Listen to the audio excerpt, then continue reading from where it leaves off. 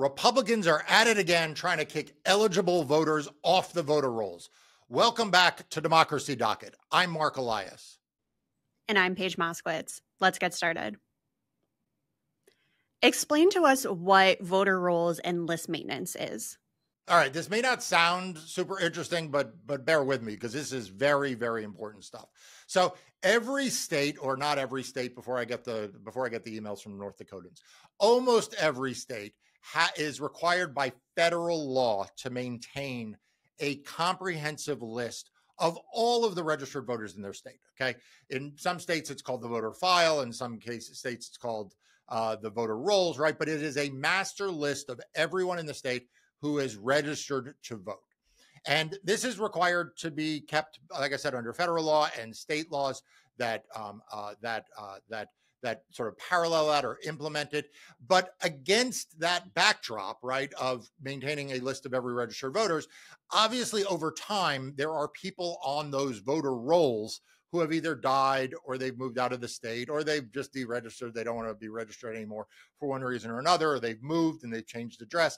And so states need a way to be able to keep those rolls clean. Okay, that's the term we use. They keep the voter rolls clean. And the way they do that is by doing periodic list maintenance. Now, this has to be done very carefully because you do not want people wrongly removed from the rolls. But list maintenance, if done correctly and done under the right standards and in accordance with the law, is a normal part of maintaining a statewide voter file. We all hear very often the term voter purge, especially in an election year. There are articles about, tens of thousands of voters being purged from a voter roll. What exactly is a voter purge and who initiates it? All right. So a voter purge is like the pejorative term when list maintenance is not done the right way or for the right reasons, right? So as I mentioned, everyone agrees that if someone dies, they should be removed from the voter rolls. And there is a process to do that in every state. But we also agree that you can't use the removal of voters as an excuse to remove live voters who want to continue to be registered in the state, right? You can't purge voters through pretext. So for example, if John Smith moves out of the state, you can't then just remove, 1,000 people named John Smith to try to make up for the one that moved out of the state.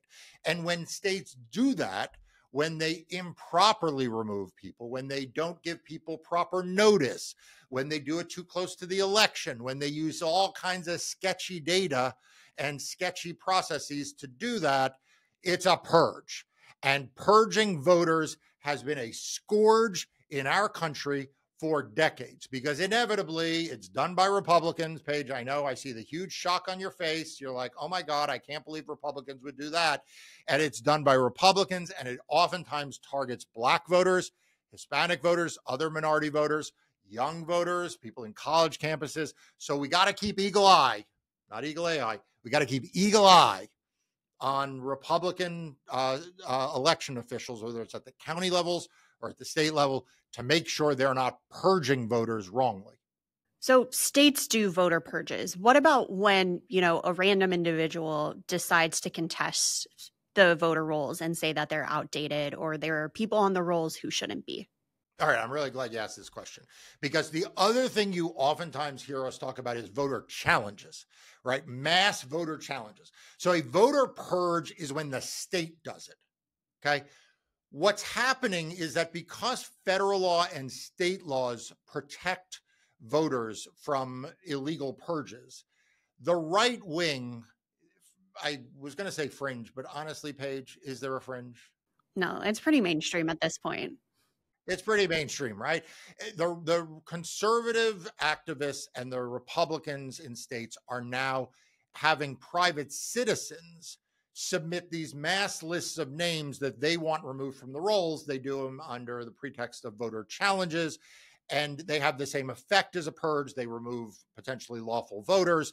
And we are very, very focused here at Democracy Docket on that. I have written about these mass challenges and election vigilantism Democracy Docket regularly covers election vigilantism. If you are not subscribed to Democracy Docket, this would be an excellent time for you to click on the link in the show notes. Make sure you are a subscriber to Democracy Docket, because this issue of mass voter challenges by private individuals, I believe when it comes to November, will be one of the big topics that that everyone is talking about. And you can learn all about it at Democracy Docket now. So how do states make sure that voter list maintenance doesn't turn into a voter purge? Well, I mean, look, states, it's not like, you wake up one day and you're like, oh my God, how did I wind up with this gun and a dead body in front of me, right? States don't purge by don't purging, right? Like no state accidentally, in my view, does not accidentally find itself like, oh my God, we removed all these black voters by error. Like they sometimes say it's an error, but come on, Paige. Do we really think it's an error? Okay. But one of the ways that states have safeguards about this is they enter into interstate compacts, agreements with other states, so that if John Smith, remember my John Smith example? It's a good example.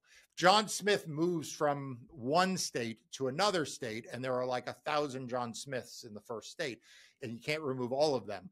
They'll have an agreement that the new state that John Smith is registered in will share some information back, right? Because they'll be like, hey, we just got this guy named John Smith, and he says he moved from your state. And by the way, this is what we know about him. We know his age. We know, his race. We may even know where he moved from, what town he moved from. And we may even know the address he moved from. And so one of the things states do is enter into these interstate compacts. Now, Paige, this is the irony. This is where it gets really, really ironic, because these interstate compacts prevent voter fraud. They prevent they prevent bloated voter rolls. They prevent all of the things that conservatives say they want. And yet the most popular of those interstate compacts, ERIC, that interstate compact that was created precisely for this purpose, to make sure that voter rolls are clean, that people are removed who should be removed, but that we don't have voter purges. Republicans have removed themselves from ERIC. I wonder why. The reason they removed themselves from ERIC is because Republicans don't actually care about clean voter rolls. Republicans don't actually want to make sure there's no election fraud. Republicans want the voter rolls to be dirty. They want them to be bloated because they want to use it as an excuse to engage in illegal purges and mass voter challenges. Speaking of Republican lies and conspiracy theories, how do the conspiracies about non-citizens voting, dead people voting, how do those types of things play into voter purges?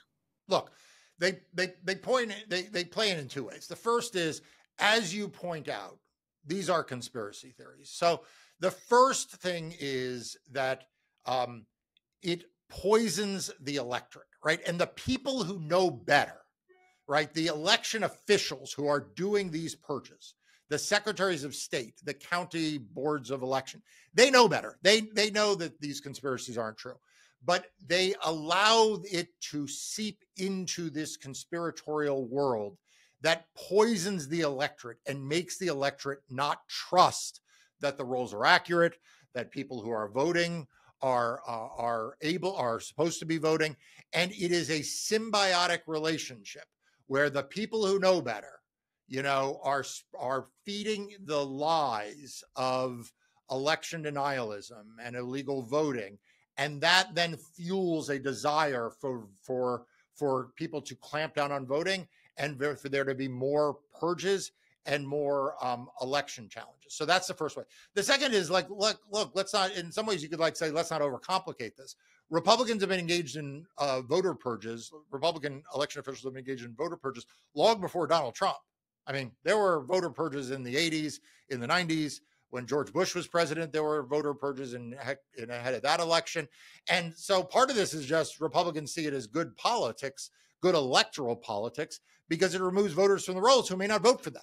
So I think that, we can't, some of it is the Trumpism, MAGA conspiracies. Some of it, I think, is just a long range plan that Republicans have to make it harder to vote, easier to cheat, because that's the way they win elections. How does a voter know if they've been purged, and how do they get back onto the voter rolls? Yeah, so this is what's pernicious about it, which is that, a lot of these purges happen in election years, right? Right now, we are less than 6 months from an election.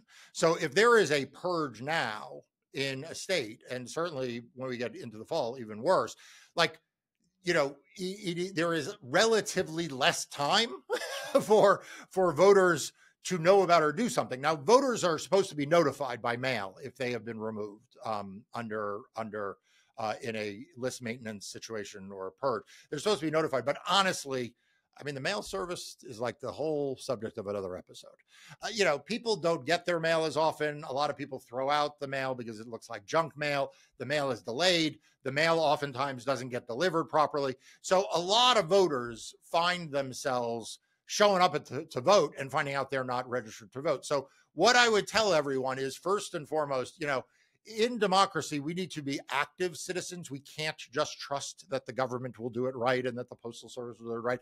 Everyone needs to be checking their voter registration status. You need to go to your state website or your county website and check to make sure you are registered, you are in active status, that there is no issue. And you should be doing that now before voter registration deadlines kick in, and also do it closer to the time you go to vote, and make sure that you are registered, and talk to your friends and family. Checking your voter status is like the new flossing. You do it twice a day. You make sure your friends and family are, you know what I'm saying. Like, it's a part of good democracy hygiene. Paige, it's good democracy hygiene to make sure you're registered to vote and it's in good order, and that you make sure your friends are. How successful do these purge efforts tend to be? I mean, here's the thing is, first of all, I would say philosophically, anytime any citizen is denied the right to vote improperly, it is a tragedy for democracy, right? Like, how many people are you willing to disenfranchise and say, well, it doesn't matter? 1,000 people? 10,000 people? One person? I would say that no one in America should have their right to vote denied because a state decided to engage in illegal voter purge. So that is a tragedy for democracy and is not something we should countenance. So that's kind of like one answer. My other answer is, we live in a world of close elections. So the answer is, like, we've seen U.S. House elections in the last few years decided by 200 votes, 6 votes, right? So, like, at the margins, they matter a lot. We've seen the presidential elections decided by a few 10,000s of votes across 3 states. So, every vote matters in close elections. So these purges can be outcome determinative in the right circumstances. But I think as a healthy democracy, we shouldn't be tolerating it at all. Thanks for watching this episode of Democracy Docket. You can find out more information about voter purges, mass challenges, and more in the description of this episode. We'll see you next time. Today's episode was produced and edited by Ali Rothenberg, Gabrielle Corporal, and Paige Moskowitz. It's a production of Democracy Docket, LLC.